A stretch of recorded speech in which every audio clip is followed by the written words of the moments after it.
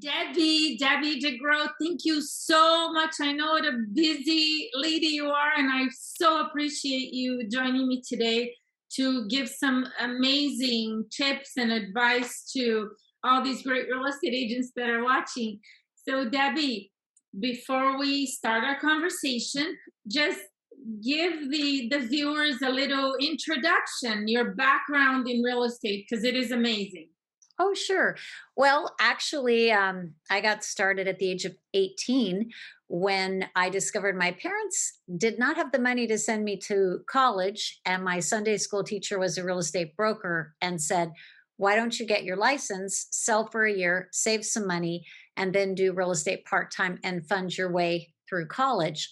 Hmm. Well, I walked into the real estate office and fell in love and never went to college. I just loved selling real estate. I was very fortunate to have a great broker who was very firm with me.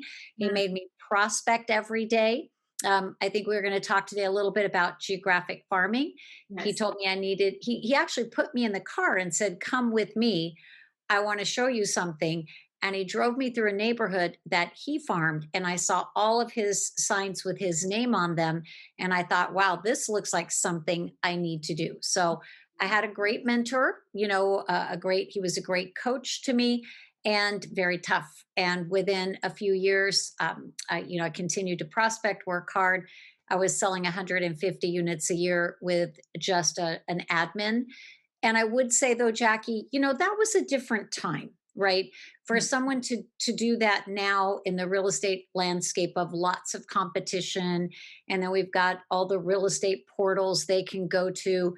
But then it was, I think, it wasn't that it was easy, but it was a simpler time. So it was more possible as a single agent. I will say though, I was working too much, and we didn't have teams at that time. They didn't exist, which is why I'm so passionate now at Forward Coaching. We do coach a lot of teams because they can build a business, have a life, and not work 16 hours a day like I used to on certain days.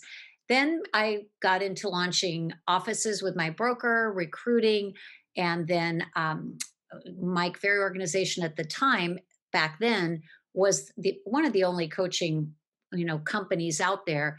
And Mike asked me to come in and run the coaching. That's where you and I met, right? We worked there together, and I did that for 13 great years and then left to launch my own because, you and I, we each have our passions of what we do. And my passion is really looking at each agent and brand and broker and saying they're very unique and what is their special path. So that's, what we do here at Forward. And it's crazy and it's exciting and I love it. So, Debbie, you talked a little bit about how things were different, and I understand the team concept of what we do today. Like you, when I was selling real estate, it was just 120, 30 homes a year, and it was Yep. me and one assistant. So, I am fortunate to say I didn't work 16 hours because I only focused on the prospecting, just like Right. you, not farming though. It's a different area of prospecting. Um, how do you think, let's talk about a brand new agent, right? Because you Okay. said you had a great broker and a great coach and mentor when you started. So if you're giving advice to a brand new agent today, what are some of the top things that you would say they need to do and focus on? Actually, it's interesting. My nephew just got his license 2 weeks ago, and we were just having this conversation yesterday. And I said, number one, you have to become a market expert. And that was one thing my broker made me do. He made me go out and preview property for an hour and a half every day, studying the different neighborhoods, the builders, the prices, the style of construction, the schools. He said, when you're new, if you know the product and you can speak intelligently about the market, then they're not going to assume you're new. And you're going to put deals together just by the virtue of, wow, I just saw that property yesterday and Jackie's a perfect match for it. I need to get her there. And it made me more confident in taking listings because I'm looking at the homes even if I don't have enough data to see it, I know instinctively, where that price needs to be. So number one there. Also getting connected with great affiliates that become like a part of your team, and particularly a lender who would call me every Monday. And I told Peter, you need to get a lender who every Monday calls you and says, this is what you need to know. This is what rates are doing, new programs, and how you should talk to your buyers and sellers. I said, because then you can go out and carry that out in the week, and you don't have to be an expert, but you'll have your sound bites, which will make you sound like one. And then prospecting. And, I said to him, your only job right now, after you do the things we talked about, is to prospect. And my first broker told me, you're going to need to prospect 5 hours a day, Mm. 3 hours on the phone, 2 hours out knocking doors. You're young. You don't know what you're doing. You're going to screw up a lot. You have to prospect a lot. Now, maybe some watching have fabulous databases, Mm. have great spheres of influence, some other lead source. I didn't have that, and Peter doesn't have that. Yeah. So we outlined a schedule of what he would do every day to prospect. And I feel they need to have 3 to 5 systems of prospecting. That way, they're not relying on just one opportunity. Mhm. Okay.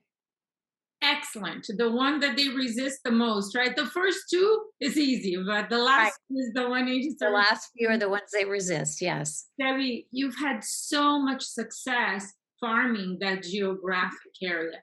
Give the viewers, for those that want to go ahead and do that, what are some of the most important things they need to be doing? How do they even pick a farm? Let's start there, and then how do Sure. they go about it? Absolutely. The selection is very important. And sometimes people will say, well, I want to farm my neighborhood.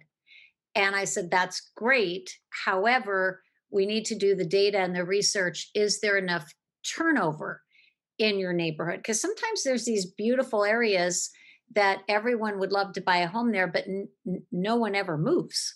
Right? So is there enough turnover to give you a good return on your investment? Also, are you involved in the neighborhood? Do people know you? Are you very active?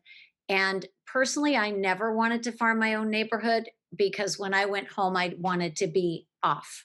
If I wanted to be in my sweats in the front yard gardening, I didn't want to worry about it, right? So you decide, do I want to farm my own neighborhood? Do I not? But then always look at turnover. A good thing to look for is 3%, 3 or 4% minimum in this market, Mhm. ideally 5% plus. So if there were 1,000 homes, 50 sold in the last year, right? Then the second thing I would look at is the competitors in the area. And people always say, well, how do I know? Well, you run a CMA on that area for 12 months. And if I see Jackie, Jackie, Jackie, Jackie, Jackie, Jackie on every listing, I'm going to go, wow, I've got a fierce competitor here. Now, could I take on Jackie and beat her? Maybe, possibly. But is that a fight I want to take on? Or do I prefer to go across the street and pick an area where there is not that strong competitor? So that's a personal choice. But I think knowing who is the competitor, how long have they been there? Do they live there? Do they have some special hold over that area? And if so, is it going to be too expensive Mm. and time consuming to break that? So Yes. maybe I should pick another area. And then next, people will say, well, how many homes should I farm? Well, it depends on your budget, because the key to farming is frequency. So ideally, in most parts of the country, to get some domination in a farm, you're going to need to get something in front of them twice a month. So you Mhm. want to look at your budget and say, if I'm doing direct mail, or am I doing door dropping and knocking? But if I need to get something there twice a month, can I do 500 homes? Can I do 1,000 homes? What can I afford? And what many top agents will do is they will co brand and co market with their lender. So they do get some possible support on that, based on following the rules, right? And the regulations. And then if they aren't willing to door knock, which some people are not, or it's not allowed, maybe a gated community, then they have to find other ways to connect with those people. Phone calling them, holding some kind of community connection events. One of our top clients in Corona Del Mar, he made $4 million last year, and he does most of it farming Corona Del Mar, which is a luxury market.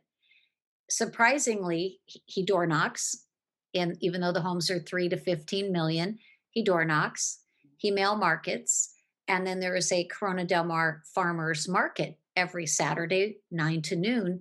He's there, dressed nice, handing out his farmers market bags and greeting those people in the community. And then there are 2 or 3 big community events a year, and he sponsors and participates in those. That's an example of an awesome farmer, right? He dropped that web of connection over that farm. Now, when I had my farm, I had 80% market share. I don't believe that's necessarily possible anymore. Hmm. Okay. Because of all the competition, all the things we talked about a minute ago, a good target, though, is to shoot for 30%, which is still quite profitable. Yes. And so you can do the math and you can say, if it's 500 homes, if I'm going to spend 500 a month, that's 2,500 bucks. If I get 30% market share, okay, so my average check is 10,000. What can I potentially make? So Mhm. it may take you 6 months to a year to really break in, maybe two. I was gonna ask you that question next. What's the time expectation? Mm-hmm. Yeah, and I got my first listing actually got two in 60 days. But what I did, which you'll appreciate because it's your strength, Jackie, is I pulled all the expireds, old expireds, canceleds. I looked at any FSBOs. I went to those first Mm-hmm. because I thought if they were listed before, even if it's been a year and they didn't sell, they might be more likely. And my husband, when he still has a farm that he farms in door knocks, when he started that farm 30 years ago, he did get a listing the first week, Mm-hmm. but it was luck. He was knocking on doors and someone said, "Oh my gosh, I'm here. My father passed away. I need to sell the house. I didn't know who to call." Right. So, and I think looking at it, that it's not just the listings you would take in the farm, but you really open house. You're going to meet other prospects. And you really want to get that message out to the farm that while you specialize there, you work a bigger area so that they don't fence you in and think you can't help them if they move up or out, or that you couldn't help their son or daughter. Right. So we want to make sure they know that you can do more than just serve that area. Perfect. Debbie, so the you did a lot of door knocking because you coached me for Yes. a while, and I remember us having this conversation, even though I never really went into the farm because FSBOs and expires. You I focused on one thing and just Right. stay there. But I remember you telling me you did a lot of door knocking in the community events. Did you prospect over the phone to that Yes. farm? Yes. So Okay. my typical day as an agent was expireds first, and then for sale by owners, and then lead follow up. And then after that, as I had past clients, then I would roll into calling past clients in Sphere. And then with any time left over in the 3 hours, circle prospecting around listings. Would you And then, recommend? Oh, I'm sorry. Yeah, oh go ahead. no, please. I was going to ask if you recommend an email newsletter also, or you would prefer delivering that in person or in the mail. Both. Both. To your past clients in Sphere, newsletters are very effective. They're also effective in a farm, but we know that open rates on email is not high. Even when they know you, if it's 30%, I mean, if you're lucky and it's more than that, but at least with a direct mail piece, they see it. But Yes, it would be fine to mail it and email it. And of course, direct mail is going to be for your hotter targets that know who you are, what you do, so you get a better, rate of return. perfect. I interrupted you, so I don't know if you want Oh, I was to. just going to say on the door knocking, I would typically go to the farm then in the afternoon, and Mhm. I would usually knock 75 doors. There was, 5,000 square foot lots, so I could do that pretty efficiently. And that would take an hour and a half to 2 hours, 75 doors Monday through Friday in the Monday afternoon. through Friday. Hmm. Wow. Yeah. It's called working. Everything the schedule that you just Yeah. that you Well, I got to tell them a quick, funny story though. So my broker made me go farm, and I knew how successful it could be because I saw everything he was doing. So I picked my farm. I drive out there. I sit in the car and I cry. And I go back to the office and I go, I can't do it. He goes, you go back and do it or I'm going to fire you. wow. So I went back out and I remember knocking doors and I would be like super quiet. And then I would drop the piece on the porch and run. Right. And I did that for a few doors. And suddenly this lady comes down the sidewalk chasing me, going, honey, stop, stop. And I'm like, oh, I'm going to get yelled at. Right. And Uh-huh. she must have been a salesperson of some sort trying to give this young kid good advice, because she goes, honey, if you're going to sell anything, you're going to need to knock a little bit louder. And I was so embarrassed. But then after that, I got, not only did I get used to it, but they get to know you. So it really becomes like a geographic sphere. My husband goes knocking on doors. They give him bags of lemons and avocados and ask him in for cookies. And, it's not hard once they get Exactly. to know you. Absolutely. So Mhm. thank you so much. That was great information, Debbie. The current market Mhm. interest rates were now end of June 2022. A lot of conversations about inventories growing. We've seen a lot of price reductions. Interest rates have gone up quite a bit already this year and are expected to continue to go up.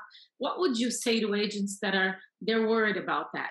Some agents, they just worry and then they freeze. So Right. what are your thoughts on what's happening in the market today? Well, so I got started in real estate in my first year, rates went to 18%. Mhm. So to me, the rates right now seem extremely cheap. And if you look at historical interest rate charts over the last 60 years, you will see that rates today, based on historical data, are still very reasonable. Okay. So having said, and I think the confidence I have is knowing that even at 11, 12, 14, 15, 18%, people still bought and sold property. I know that we can get through this just fine. Now, will some buyers be priced out of the market? Maybe. However, lenders right now are coming out with great new products, buy downs, where a seller, instead of a price adjustment, can buy the rate down for the buyer, 5, 7, and 10-year adjustable rates, which Mhm. are very good products and awesome for that first time buyer.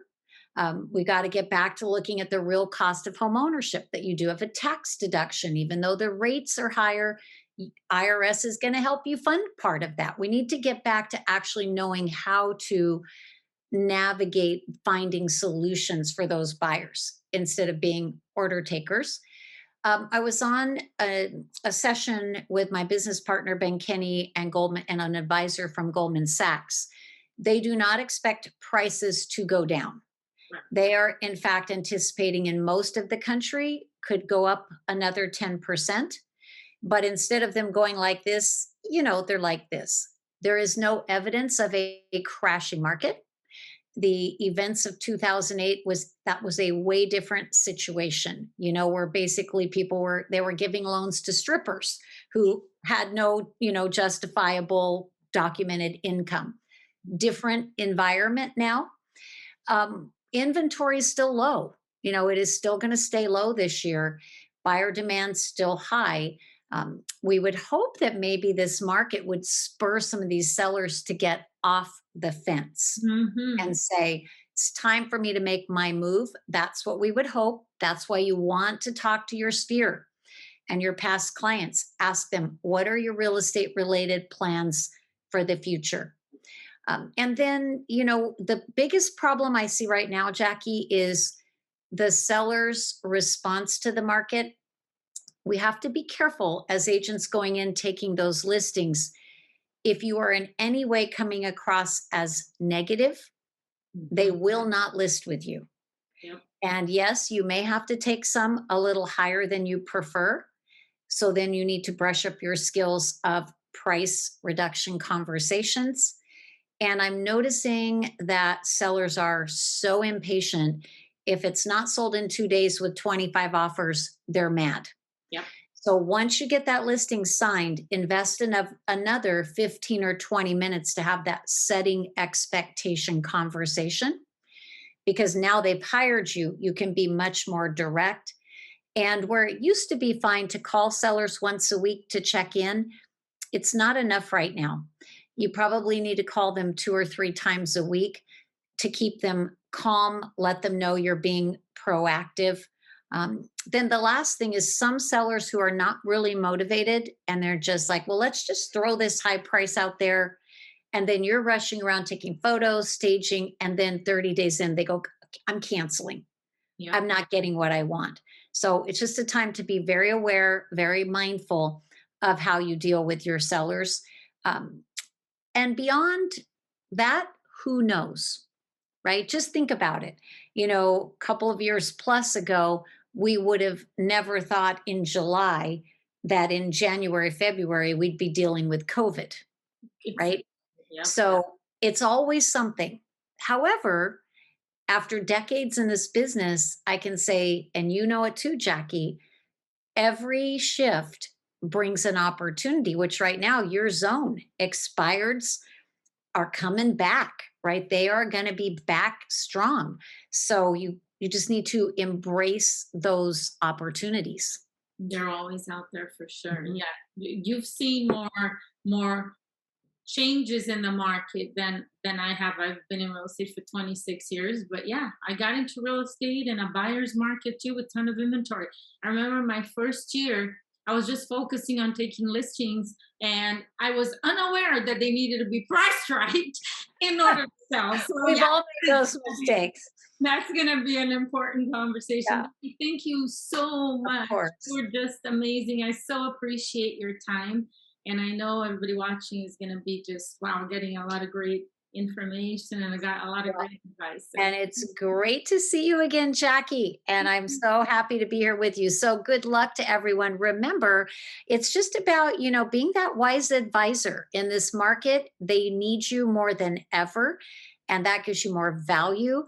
And you can get more higher commission rate potentially because they know it's not going to be so easy. So there's always things that are tougher. And then there's always things that present that new opportunity.